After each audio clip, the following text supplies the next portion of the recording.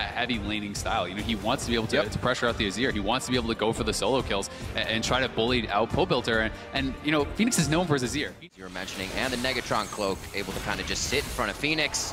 Nice parallel convergence. This is definitely going to get messy for Immortals, but I don't think anybody should go down here. Phoenix roams down here. Oh, Huni, definitely a big mistake there. A very good eye, guys, and it looks like he will be first blood. Reignover's going into the jungle as Graves against Reignover, and Dardoch's trying to do the same. He may have overstayed his welcome, though.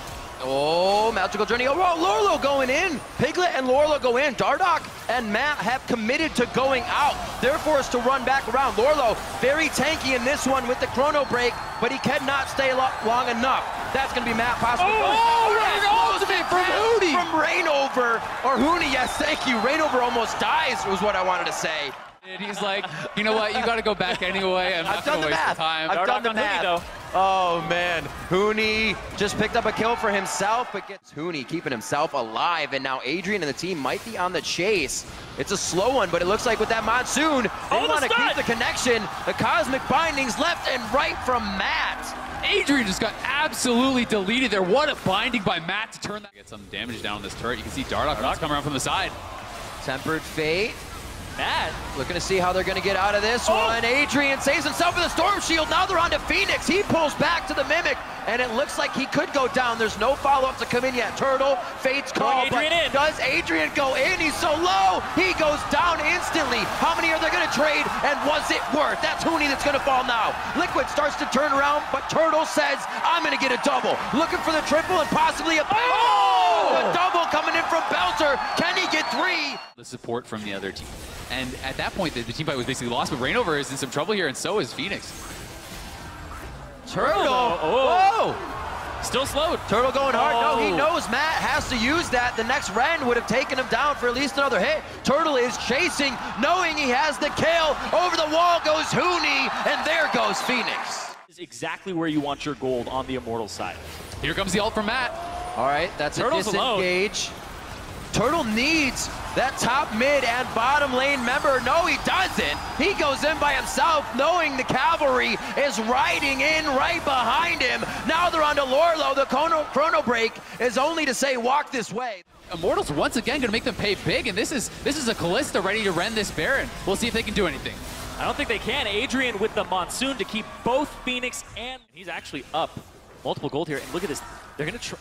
TL's gonna try what threw Immortals off in the last game. Oh, he gets him on the outside of the minion. That's a Turtle down. They crack the trap shell. Can they get any more? Pobuilter gets locked up as well. There's enough to drop him. Hopefully he does something good with all that cash money.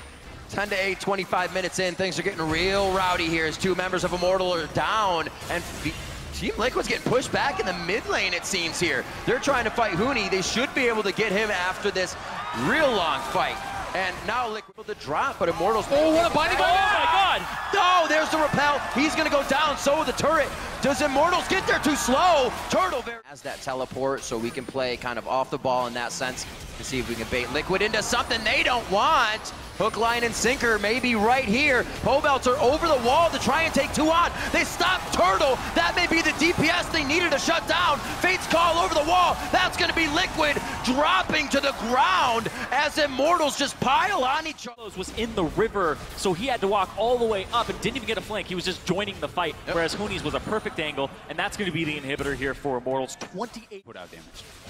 And once again, though, TL actually make it to the dragon first. Trap line is set up, so they have to walk all the way around instead of eating it. And that's going to be the first dragon there, but they still want to fight. Huni's on Piglet! Oh, the flash body into Piglet. One more hit. He goes down. That's going to be the burn. Dardoch gets thrown back. Eyes are on Lorlo as Immortals tries to assess what their damage dealer is. Going to be very hard. Oh, didn't hit Baron. At all possible. It just missed, and they were actually right on the outside. You can see that it did affect on that ward. I don't know if this is going to be good for TL. They need to get out. Very low mana on Piglet, so he doesn't have really any disengage for himself. Only auto attacks. That's going to be 2 down. Dardoch and Phoenix fall. Reignover's the only one now for Immortals as Huni picks up another kill. And there goes the DPS on the side of Liquid. Once again, it's Lorlo the only one that can run away from the fight. And just like that, Baron buff is up. They have a wave. This has got to be the game here for Immortals. They're looking to pick up game number 1 over TL in this best of 5. Absolutely strong. Coming out of the pick and ban phase, the Nidalee ban, the Azir take, and then with that blind pick, they went through the rest of the composition and really protected Turtle. Played well all around the map. And coming into the 3rd place match, Immortals making a very good case for themselves to take that spot. That's the thing. They go back and forth here. Immortals have actually been flexing things at 20 seconds. We saw it when they had the Lucian top to try and throw them off. But also in this mid lane, that means that Pobelter doesn't hit. Yeah. Right? Lux was good.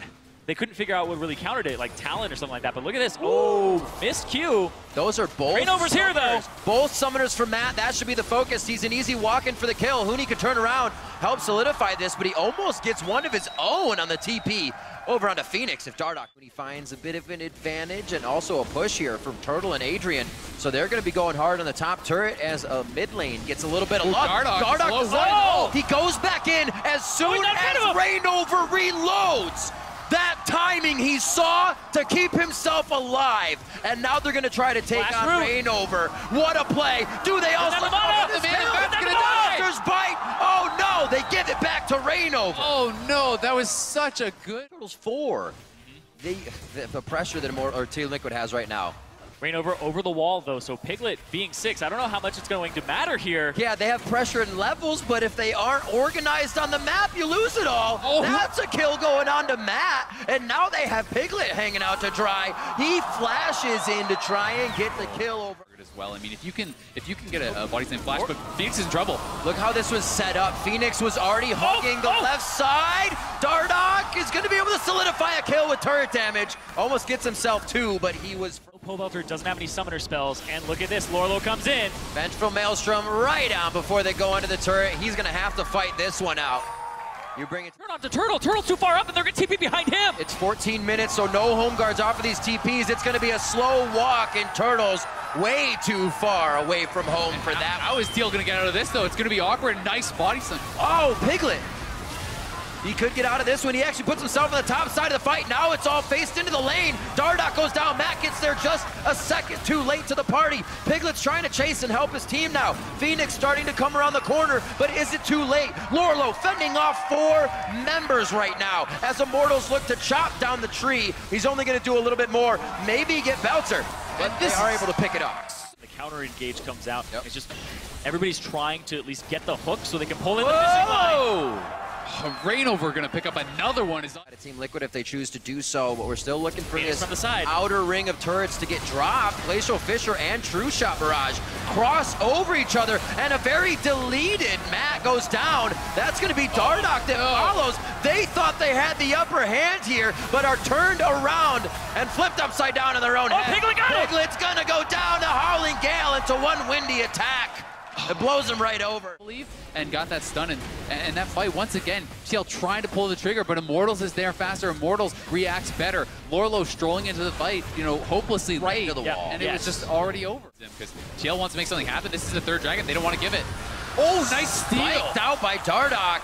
He's waiting for that body slam to get back over the wall. Nice push out on Pobelter, but the team knows collectively. Oh, they stopped him. This is not a fight. Glacial Fissure over to a 3-man ultimate, and they're going to start getting the clean up. Piglet goes down. We just said it was one fight to take the inhibitor, then another one to follow up on the Nexus. Is it all patched up in one? Is this the kid in caboodle for Immortals? On for Huni. He's in a 2v1. Steadfast presence is down, and there is going to be enough time for Rainover to come over. These guys are just holding hands, taking a nice walk on the beach, and they're ready to bring even more cavalry to the show. On to Matt, and it's going to keep going. To this meta. That is an understatement. Performing, I mean, that 3-man ultimate flash into the... I said immaculate. That was just godlike. Huni is going off this game. Rainover is going off. This is the dynamic duo that everyone expected. Here comes Lorlo. Going for broke, a nice push back. That was the Monsoon. Janna ultimate's out. This is going to be Huni giving himself up for the team, and they're enough ahead that they don't need to. But here goes Dardoch. Pobelter. Oh, they want it from Cass. Pobelter going in. It's going to happen. That's going to be Turtle on the outside. He rents out too. Turtle going for a triple. That's going to be the Quadra, and it's going to be Lorlo going down. Turtle comes up huge. And Pobelter, what an ultimate. He got the four-man Cassiopeia ultimate. He says, I'm going to die, but I'm taking you with me. The Pobelter just came up massive, and Wild Turtle makes him pay. That is going to be game number 2. 28 minutes, keeping it on pace. As I said before, they're right onto the Nexus turrets. 2 games in now, Immortals has not shown any stopping in their aggression from early sections of the game onto mid or even late. If we make it to the late game on this series, that's going to be the second Nexus turret going down. Matt doing his damnedest to be unbreakable for the team. The rest of Liquid spawns pouring out their last efforts in game number 2, and Immortals will take down Liquid to make it 2-0. And Immortal exploits. It needs to be Phoenix rotating around, getting the TPs, you know, 4-man bot, 5-man bot with double TP, these kind of things, and they need to get big advantages. I want to see Phoenix and TP to the bot side so he can catch the wave. What is Lord doing? What is he doing? That did not just happen. What is he doing? Howling Gale goes out. They're going to see Rainover coming in too. This is going to be 4 people getting on this. Rainover doesn't pick anything. Rainover doesn't have flash. He's going to get caught. A lot of resources to send up there just to help Lorlo. Hopefully they can come up with something here. It's a red buff. He's going to have the slow here. End of the line hits. The rappel goes up, and that's going to be a finish kill. They're going to allow that to go to Lorlo. Actually, very smart play. With them in front of their turret, Lorlo looks like he wants to go in, but they have to realize here they're definitely down in levels. It's going to affect the abilities, and what can be used onto Phoenix right away. Adrian uses all summoner spells to get himself into the fight. Huni and Wild Turtle are very low. It's going to be Lorlo trying to go deep into the fight. Nobody can really follow him, and a lot of summoners used by Rainover just to get into range. He didn't want to do that. Healer, well, you're taking less damage, so he wouldn't have died. But oh my god. That's commitment. That's called pulling the trigger. Yeah, there used to be. If he does not have Matt's ultimate regularly, Lorlo goes in. No turret! No, he hit it on the turret. They might have wanted that damage. Rainover is low. Nice ultimate coming in for Phoenix, but he puts himself very dangerous here. The double kill could be worth, but there's an consistent as that Maokai. Hopefully he is what the team needs when they get Turtle. Fights. What? Phoenix In a bad spot. The bird. Fade's call, and it's on Rainover. The binding locks him up on the wall. Adrian doing what he can. One last storm shield. The rappel is up, and Adrian will completely fall. No, he stays alive. It's going to be all alive. Down. How is Immortals turning this? Turtle again in the front. The shell is even up. What a cue! Stop that time, and it doesn't look like it's going to be finished. Does Turtle take the journey? He does. The binding against the wall. What is he doing in the pit alone? Committing suicide on this one. Dragon! He goes down. Lorlo takes him out. And Turtle going way too hard. Has actually a very nice fluidity to it. But look at this. Piglet caught by Oh my god, Rainover! Right over the shoulder of Team Liquid members onto Piglet. The next target is Matt. It's going to be more before Huni goes down. No, he falls quick. They still have Dardoch onto Lorlo. Where is Phoenix? He's coming around the backside with a bunch of damage with Dardoch. Now it's a 2v2. They're standing tall. They're trying to finish off the kill. And it's going to be Rainover once again with the sliver of health. He's going to try to kill him. Turtle gets fishing. Turtle gets the kill. What a fight from Immortals. Cocoon, but it is Immortals. TP. They're TP going to do anything that they can. It's on to Turtle. This is a great chance for Team Liquid to bite back into a safe situation, but even safer. They did nothing to Pobelter there, and Pobelter's still 100% okay, and they're looking for more. He can't get in the pit. He's looking for a bit more power, and it's Piglet. Piglet goes down once again as the team not even leaves him out to dry, are moving just quicker. I mean, TL did kind of just walk away, though. I was really surprised by that. I felt like they still could have just walked out as a team. But, you know, whether Piglet was late or his team was early, they needed to be together. And Tardoch's going to get caught now as here comes Huni. Oh, they're forced to fight in this as well. Since they stayed, Lorlo went right on to Huni. Dardoch could get out of this one. Phoenix to the other side, but they are just going in one after that CC that you're trying to throw on him. Not even close to effective, and he'll get out much faster, be able to actually vamp back up. And that's going to be Baron for... Trying to do what they can. They understand they're a bit weaker in items and fight pressure here. Ultimates down for Huni at the moment, so they can't really disperse a huge fight. Gonna be a journey over the wall, nobody really behind them, but Dardoch, and they kind of want to get out as fast as they went in here. A lot of damage coming in. Immortals still want this fight right in front of the turret. They want Liquid to use all of their resources so they can get it and push on through the inhibitor. But will Liquid let it happen? Immortals is gonna make it happen. They're going for Piglet. Huni hits the barrel right past Liquid's members, and it takes down Piglet. That's 3 members down. Liquid is scattering to keep themselves alive, and Immortals are just going to walk up to the front door and ace Team Liquid. And they have minions in the bot side here. This might be Immortals. They were first place in the regular season. They faltered in the semifinals, but they're gonna take down Team Liquid and claim 20 more championship points. They're back, and they're back in a big way. It's gonna be a clean 3-0 for Immortals coming together. Turtle coming up huge. The whole team looking godlike in this series. That's gonna be it. 3-0 for Immortals over Team Liquid.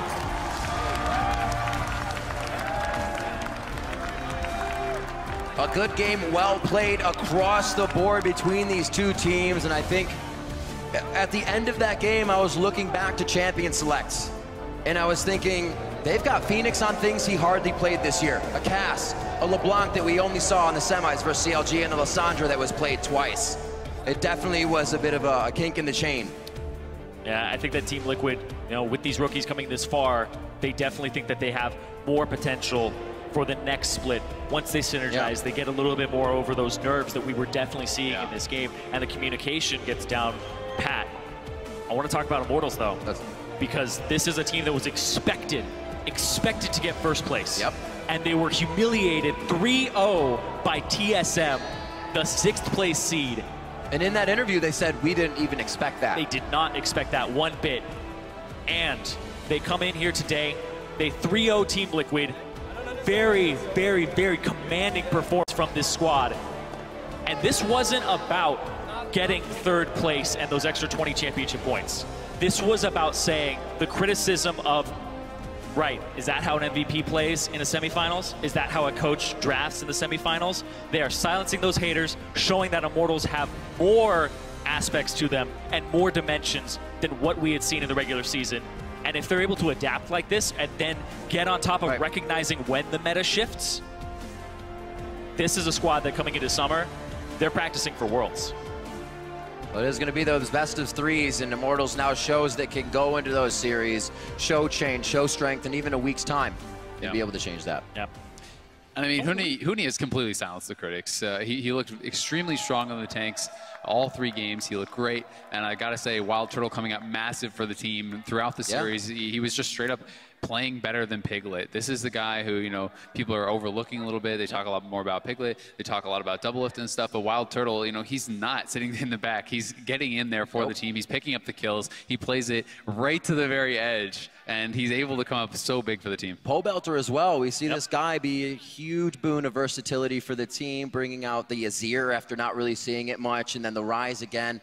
Just really able to play the matchups he was going against at a base level and then help the team out afterwards. Like you said, we weren't really seeing or have seen Pobelter be a star player in the mid lane, right? He brings a lot to the table, but here he definitely started to define and show himself. Yeah, and I mean, Phoenix was the guy who had the counter pick multiple games against Pobelter. And Pobelter is the one that's performing better in these games anyway. He's the one that's staying alive. He's the one that's, you know, building intelligently, team fighting intelligently. And I have to say that this really was truly a team win for Immortals. Yeah, and I think Immortals, showing that it only took them a week to really get everything in order, kind of points to the 3-0 series against TSM, that was more of them being misled by their scrim results. I got to talk to their coach, and he's like, it really looks out of place if you didn't see what practice was like. If you saw what practice was like, they thought that Lucian top was good. They thought that Gangplank was good because they were probably crushing people with it, right? And with that many weeks of practice and you do that, then you come onto the stage and say, well, this is how we've been winning all along. And now they've adapted, and it was very quick to actually just turn it and say, oh yeah, we always had this. We just didn't think it was the best strategy at the time. Practice doesn't make perfect. Perfect practice makes perfect. Practice makes habit. Yeah, that's exactly right. And for the player perspective on that series, let's check in with Freak, who's got an interview ready with 2 of our winners. Thank you very much, Riv. Yes, I am here with 2 of the victorious Immortals here. We've got Huni, we've got Wild Turtle.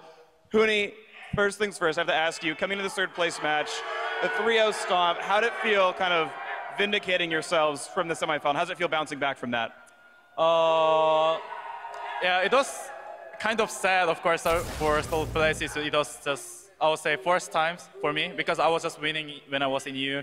So it was kind of sad, but we still have to play for fans, and we have to win because we still have to prove we're not that big. And then next season we're going to beat again every team.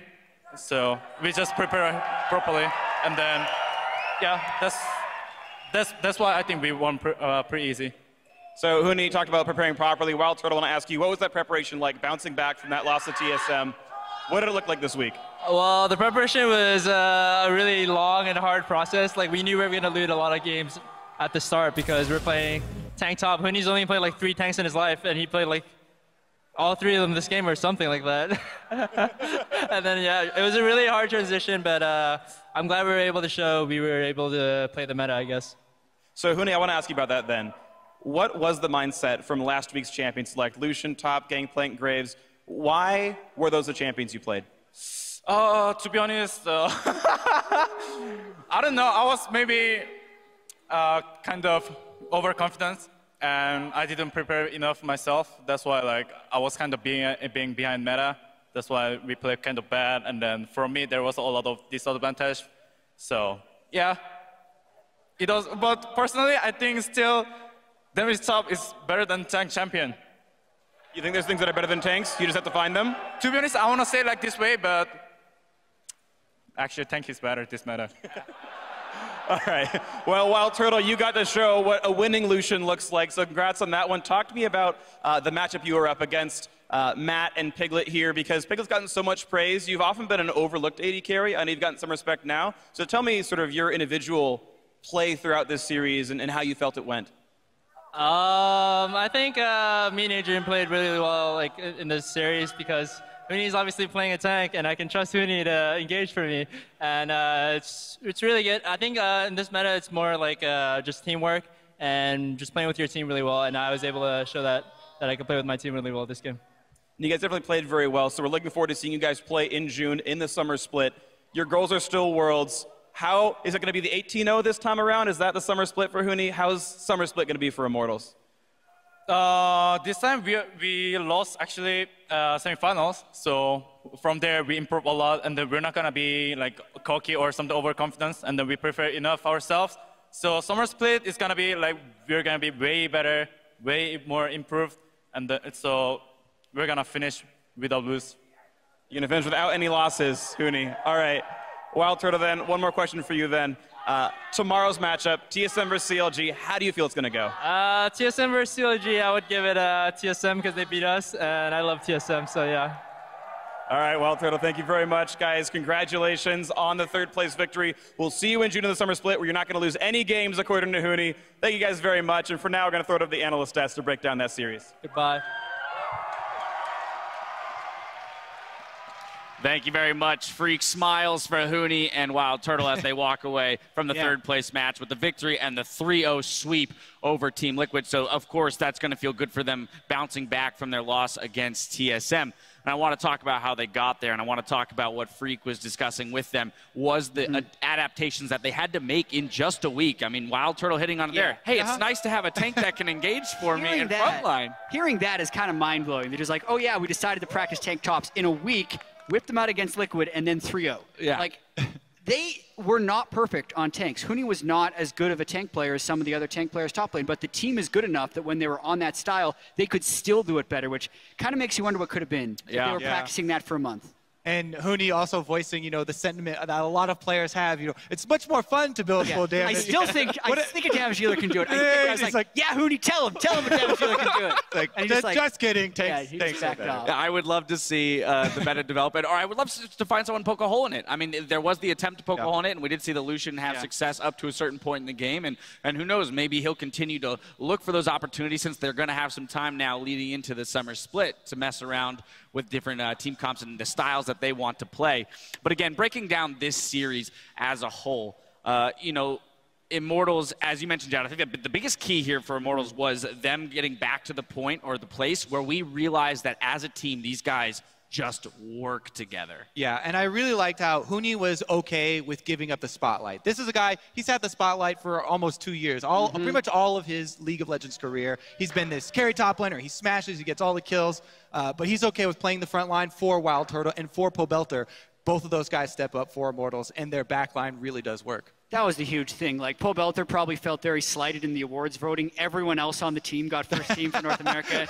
And then it's just Jensen in the mid lane. Right. But Pobelter stepped up in a huge way. And that's what needs to happen if your top laner is not on a primary damage threat. It's your backline damage, which is going to be your mid laner and AD carry. And I thought Pobelter was exemplary in all 3 games. And Turtle as well. Yeah, accolades for Immortals, but I do want to touch on Team Liquid really quick as, again, you know, this was a young team. We've talked about the 3 rookies, and Jat, you mentioned the fact that this is the first instance in which these guys are playing in an arena this size in front of this many people. And for them, although they did get 3-0'd, this was a crucial part of their journey and their learning process to moving into the summer split and maybe making a run at Worlds.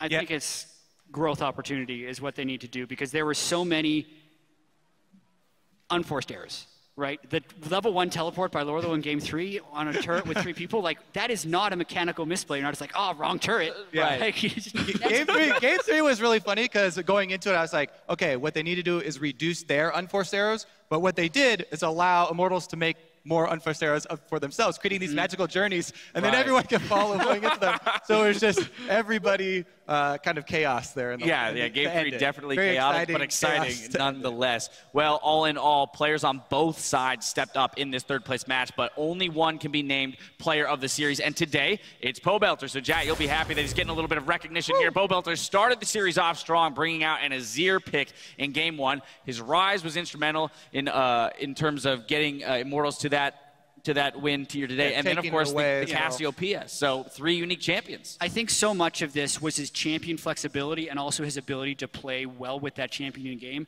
The ban strategy for Immortals banning basically 2 junglers every single game and being able to deny Team Liquid Azir and then force them to ban Azir when they were red side.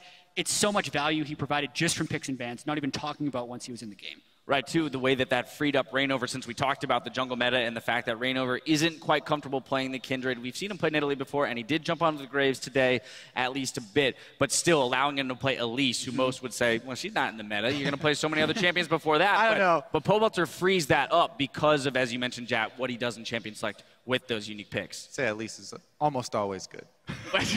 Kobe, She's always in there. Ever the jungler, yes. And maybe it's Dardoch's kryptonite too. Smithy's Elise was crushing him around corners with those cocoons. Well, hey, when you're flash cocooning Piglet in the same spot that he got cocooned in like 2 games prior to get a huge team fight win and kind of snowball the game off of that, then it works, right? That's at least played correctly. But Pobelter, unsung hero, well, no longer the unsung hero. He was the unsung hero, I guess, of the regular season. I don't think he deserved first team mid laner, but this series he was absolutely all that. All righty, well, there you have it for the series. Now, earlier in the day, we asked you to send us your favorite game-changing moments from the 2016 LCS season. So let's check out some of your submission. First up, from 13OU31, who writes, the Wild Turtle 1v3 with Kalista, that was one of the better moments of the year. Here you go. But rushes back, can't find the Q, but here comes Curtain Call. Pobelter has to block this, he's gonna get slowed. He finds Huni, and he gets the crit. Pobelter stopped blocking it, and he goes back in for Sneaky, but Russian balls, unstoppable, maybe even literally. As he keeps going in, Turtle, 1 versus 3, and he takes 3 of them down. This game is delivering in every conceivable way. Turtle stick around until the very end of the team fight and never backing down. Yeah, and if I'm not mistaken, he did a 1v4 later in that game when he had Sterix Gate. What is in common with all of these games where Turtle keeps taking on multiple enemies? He's on Kalista. Yeah, yes. True. Yeah, very proficient on that champion. Next up from Charlesard, who remembers Echo Fox versus Team Liquid, the last team fight at the Inhibitor where Big literally broke the sound barrier. In the front, will it go on him? The flash combo comes in, and Dardoch, he gets Froggen, and Froggen's gone. They catch back in. Nice! Fucking what? Nice. What's happening? Save the Lucian! Save the Lucian! Save the Lucian! Get Ulster, get Ulster. Lucian's puppy. Ulster, baby. Puppy. Holy shit! Kill him! Run down. The start is the best. What's happening? What's happening? It's memorable, but not optimal. Never do you want to say what's happening as loud as possible. Especially as your shot caller, too. As one of the 2 dedicated shot callers on that team, you need that person to be like the voice of reason. Or was it like this? It's more philosophical. What's happening? It doesn't matter what's happening. Protect the Lucian. Doesn't matter what the answer to that question is. Protect the Lucian. There you have it. There you have it. All right, well, our last tweet comes from Doraga's cousin. I hope I got that right. Definitely Balls pulling back the second C9 game against TSM on Gangplank. Here you go. The heel comes out, and now TSM looks like they have to turn around a bit. Hauntzer gets locked down and taken down. Doublelift trying to stand up front. His crits will change this fight. There's another hit from Balls. He comes up huge. The double kill for Sneaky. They could wipe out Team Solomon right here, and they have Baron to get in the base. You have to be kidding me. There in Doublelift, he's getting too close. As soon as Fensgaren and Yellowstar went in, that was it. Cloud9 have held their breath 46 minutes, waiting for the right fights, waiting to scale, waiting for the right items, and they have found it now. I mean, that was only one of many GP plays that we saw out of Balls, because there was the other fight near the Raptors that one time where he got a huge flash auto crit in order to save the game there. He definitely hard carried that game. That was huge from Balls. And it really illustrates that point. There's so many small things for you to keep in mind in those late game team fights. If you miss one barrel and you forget to put one auto attack, it can change the entire game. Yeah, GP, very fun champion to watch. Unfortunately, it was banned out all through the series today, so we didn't get to see Huni play it. But, ladies and gentlemen, with 3rd place in the books, we can officially distribute some of the remaining championship points. With their win today, Immortals earned themselves 3rd place in the spring split and 50 championship points to spend towards an invitation to the World Championships. That means Liquid earns 30 points, and previously eliminated teams Cloud9 and Energy Esports each earned 10. Now, the remaining points will be distributed tomorrow following the conclusion of the spring split championship finals. That matchup, of course, is another meeting of the biggest rivals